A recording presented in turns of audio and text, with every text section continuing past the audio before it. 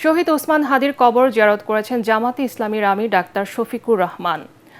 ভোরে ঢাকা বিশ্ববিদ্যালয়ের কেন্দ্রীয় জামে মসজিদে ফজরের নামাজ আদায়ের পর তিনি হাদির কবর জিয়ারত করেন। এ সময় ওসমান হাদির রুহের মাগফিরাত কামনা করেন দলটির নেতারা।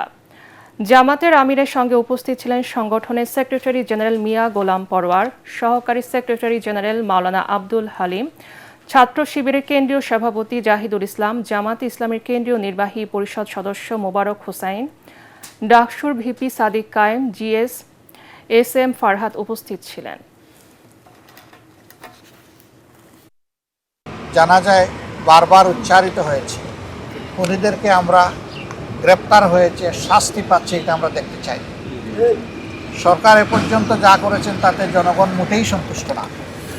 জনগণের দাবি আশা করি প্রধান উপদেষ্টা সহ উপদেষ্টা মণ্ডলী সেখানে উপস্থিত ছিলেন, তারা জনগণের পালস বুঝতে পেরেছেন।